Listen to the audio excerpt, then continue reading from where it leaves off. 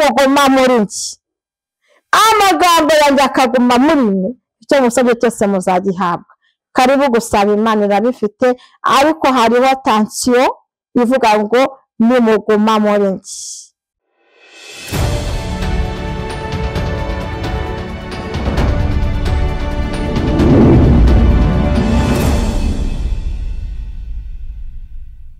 Shalom, shalom, shalom.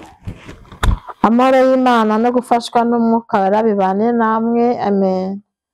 Tuguhaye ikaze uherereye hose ku murongo wacu Mukakarangwa TV.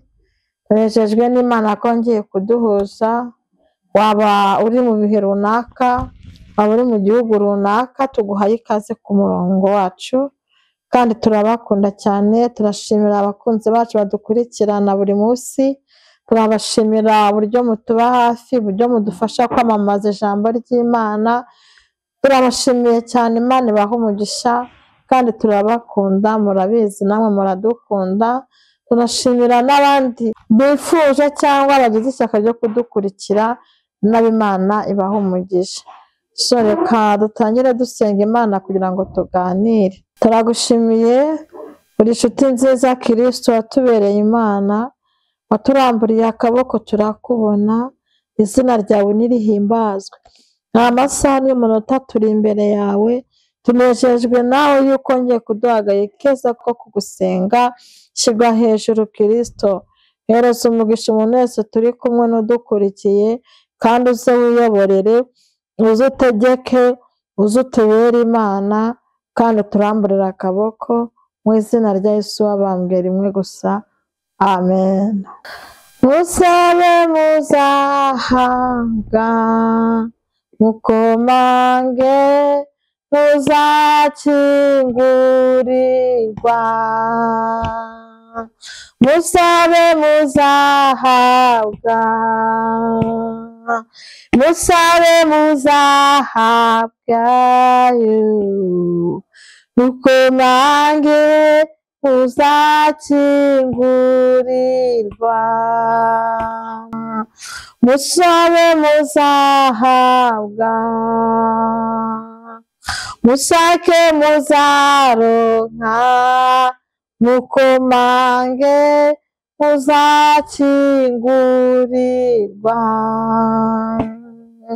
Wowe ufite ibikomeye, wowe wabuze igisubizo, mukomange muzakingurirwa. Musabe muzahabwa, musake muzaronkayo, mukomange muzakingurirwa. Musabe muzahabwa, mushake muzaronka, mukomange muzakingurirwa. Mukomange muzakingurirwa, mukomange muzakingurirwa, mukomange muzakingurirwa. Amen. Imana ishimwe kandi Imana ihabwe icyubahiro. Dutangije muri rindi mwiza uvuga ngo musabe muzahabwa, nimushaka muzaronka, ariko nimukomanga muzanakingurirwa. Haleluya. Hari igihe umuntu yaba atekereza yuko yahabwa atasabye. Oya, hari ukuntu wenda mu isi umuntu ajya yibwiriza agatekereza ku muntu bitewe n'urukundo wenda bakundana. Kimwe n'uko hari n'igihe Imana itekereza cyangwa se rero ikavuga ngo kanaka yaba umukozi wanjye cyangwa namuha icyo atagisabye. Ariko akenshi muri tuse, akenshi haravuga ngo dusabe tuzahabwa n'Imana, nidukomanga tuzakingurirwa, kandi nidushaka tuzaronka. Ibyo Imana yabivuze kugira ngo abantu bivanemo ubute, bivanemo amaboko adakora, bivanemo kudasaba Imana, bivanemo kutayegera. Ntabwo wasaba umuntu mutari kumwe, ahubwo wasaba umuntu utegereye. Nuko Imana iravuga ngo ninkomeza kubikora hatabayeho gusaba, ninkomeza kubikora hatabayeho kubona ba bantu ngo banyegere niyunge nabo numva icyo bavuga, so aba bantu ntabwo bizavamo. Nibwo Imana yavuze ngo nibwire ubwoko bwayo ngo nibasabe bazahabwa, bashake bazabona, baronke bagwize, tena nibakomanga bazakingurirwa. Imana ishimwe. Intego mfite iravuga ngo musabe muzahabwa. Haleluya. Reka dusome ijambo ry'Imana ribidufashamo, riri mu Migani ibice 10. Turasoma kuva ku murongo wa 14. Haranditse ngo icyo umunyabyaha atinya nicyo kizamugeraho, ariko icyo umukiranutsi yifuza azagihabwa. Amen. 10 umurongo wa 4. Ukoresha ukuboko kudeha azakena, ariko ukuboko k'umunyamwete gutera ubukire. Amen. Ngo icyo umukiranutsi atinya nicyo kizamugeraho. Haleluya. Dusome ngo ariko icyo umukiranutsi yifuza azagihabwa. Amen. Abantu bankurikiye mufashe dutere haleluya. Haleluya. Haleluya. Imana yivuganiye natwe, ivuga mu ijambo, iravuga ngo umunyabyaha, ikintu umunyabyaha atinya kimugeraho, ariko ikintu umukiranutsi asabye azagihabwa. Intego iravuga ngo musabe muzahabwa. So ufite ibyifuzo umaranye igihe, ufite ibyifuzo waburiye igisubizo, ariko Imana iguhaye ihumure rivuga ngo icyo usabye uzagihabwa. Intego y'uko uzagihabwa ni uko uri umukiranutsi. Imana ishimwe. Nimuze twiyaturireho, cyangwa dusabe ibintu bifatika, cyangwa dusabe ibintu twizeye, cyangwa dusabe ibintu tuzi ko ari ikintu Imana igiye kudukorera. Jambo ravuze ngo musabe muzahabwa. Nimumara gusaba umukiranutsi azahabwa, ariko umunyabyaha icyo atinya kizamugeraho. Tandukanye n'umunyabyaha uze mu bakiranutsi, tuzasaba uzagihabwa mu izina rya Yesu Kristo. Amen. Bahumuriza wari ucitse intege, nanjye nihumuriza. Haracyariho ibyiringiro yuko igiti gitemwa cyongera kigashibuka. Nshatse kuvuga iki? Haracyariho ibyiringiro nubwo ubona byanze wabuze inzira, ariko ijambo riratubwiye ngo nimusabe muzahabwa. Icyo umukiranutsi asabye azagihabwa, ariko icyo umunyabyaha yifuza, icyo atinya, icyo yirukana nicyo kizamugeraho. Imana ishimwe. Kuri murongo wa 4 hakavuga ngo iki? Hakavuga ngo ukoresha ukuboko kudaha azakena, ariko ukuboko k'umunyamwete gutera ubukire. Amen. Nubwo tugiye gusaba Imana, ntabwo bivuze ngo tuyisabe twiyirize iminsi 2 twicare, kuko twagashakisha tugasenga Imana ikaduheramo umugisha. Hari igihe ubona abantu bagenda bapfa muri iyi minsi cyane, ariko ntabwo ari uko bidukwiriye. Imana yaravuze ngo izahira ibiganza cyangwa izahira imirimo y'amaboko yacu. So kano kanya Imana ngiye kuvugana natwe. Nibuka muri 2014 aho nari ndi gusengera icyifuzo cyari gikomeye nari mfite, ariko icyifuzo nari ndi gusengera, ndi gusenga, nari nyoboye icyo gihe amasengesho mu rusengero, dufite ibihe byiza, ari amasengesho y'abanyempano.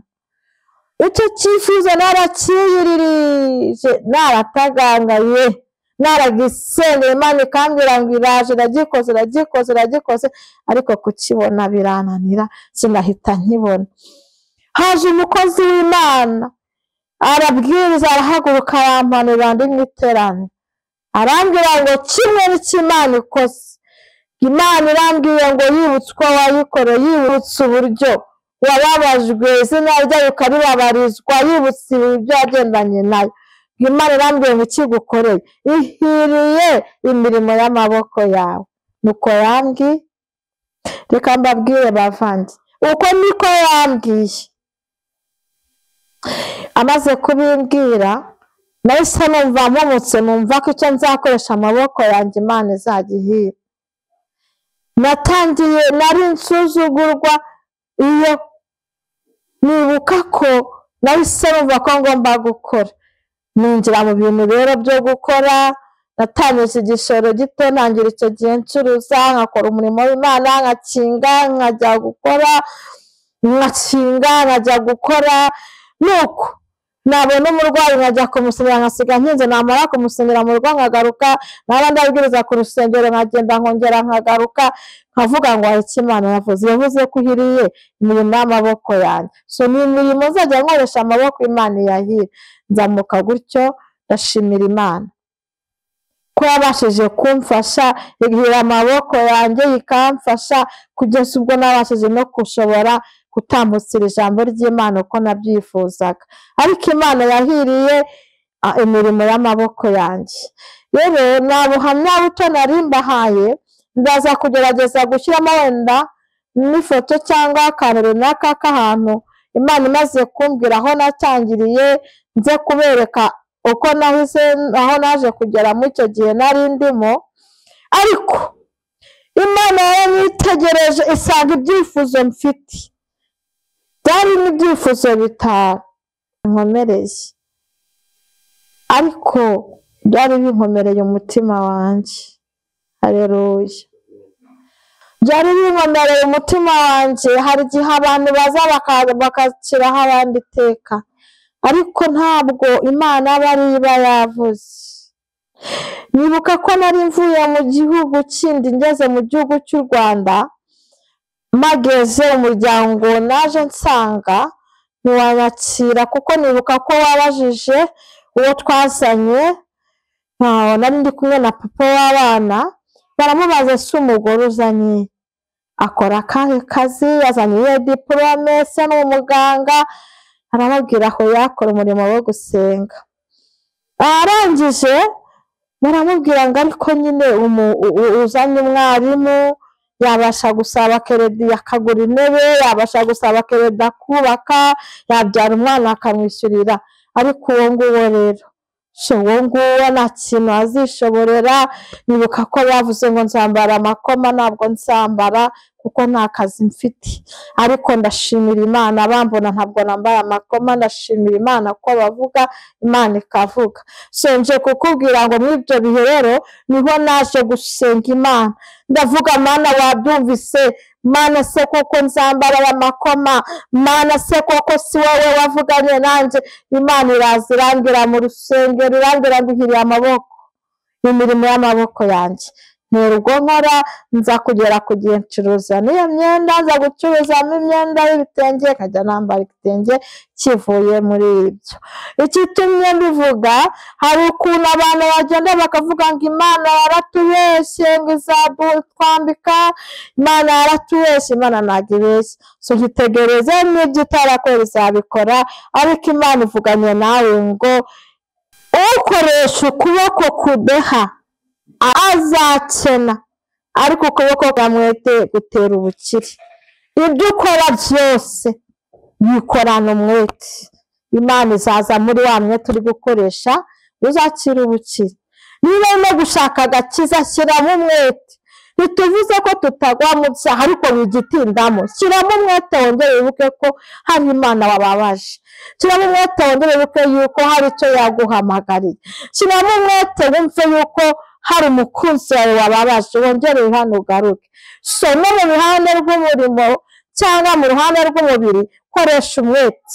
Narije kubwira abantu bankurikiye ngo kuko amajwi yabaye menshi, abantu bavuga ngo Imana yarababeshye, si yo yavuze. hari igihe uzahura n'umuhanuzi akubwira akoreshejwe n'Imana, hari uwo muzahura akubwira afite ahandi yabikuye, ariko nje kukubwira ngo sinjiye mu ibyo, sinjya mbigenderamo. Icyo nje kukubwira, sinjye kukubwira iby'abahanuzi, sinjye kukubwira ibindi, nje kukubwira ngo mugabanye urusaku rwo kuvuga ngo Imana yarabaretse, kandi Imana irakora. Izahira gusaba k'umukiranutsi bitewe n'uburyo abasabye, niko Imana izagenda iguha, kandi niko Imana izabana nawe. Amen. Tugeze mu gihe cyo gusenga, ariko ntabwo twasenga tudasomye muri Yohana 15:7. Haravuga ngo nimuguma muri njye, amagambo yanjye akaguma muri mwe, musabe icyo mushaka cyose muzagihabwa. Amen. Turasomye Yesu yaravuze ngo nimuguma muri njye, haleluya, amagambo yanjye akaguma muri mwe, ikintu muzasaba cyose muzagihabwa. Imana ihabwa icyubahiro kandi Imana ishimwe. Nimuguma muri njye, amagambo yanjye akaguma muri mwe, icyo musabye cyose muzagihabwa. Karibu gusaba, Imana irabifite, ariko hariho tansiyo ivuga ngo nimuguma muri njye. Nimuguma muri njye, kuwa pamoja na Mungu. Ukikuwa pamoja na Mungu, kila kitu yoyote utaomba Mungu atakupatia. Ukikuwa mbali naye, kenye utaomba utakosa. Tumikisha kujikaza ukuwe pamoja na Mungu, tumikisha kujikaza ukuwe pamoja naye, na atakuwa pamoja na wewe. Mungu ashukuriwe au Mungu asifiwe sana. Tuanze tuombe Mungu. Kadusenga Imana, gahunda no kuguma muri Yesu, icyo dusabye tukagihabwa. Amen. Turagushimiye Kristo, uri inshuti nziza, watubereye Imana, watubereye byose, nta kintu twakuburanye. Ndetse ugiye kuva mu isi wadusigiye isezerano rivuga ngo nituguma muri wowe, amagambo yawe akaguma muri twe, icyo tuzasaba tuzagihabwa. Nyemerera umuntu wese wari ufite urusaku, wabonaga yuko ntacyo wakoze, abashe kubona yuko nuguma muri wowe ariho uzabikora. Tugarutse imbere yawe rero, twemeye yuko dutsinzwe, yuko twakuvuyeho. Hari abagiye, hari abakugumya bagumya gusakuza. Babarira umuntu wese kandi icyo wavuganye natwe cyuko nidusaba uzadusubiza ukiduhane n'abera. Tugusabye twizeye ko ubyumvise, kandi twizeye yuko ubikoze. Suje buri wese umaze igihe uvugana nawe, kandi buri wese uko agukeneye ariko akubona, mu izina rya Yesu Kristo wabambwe rimwe gusa. Amen. Amen.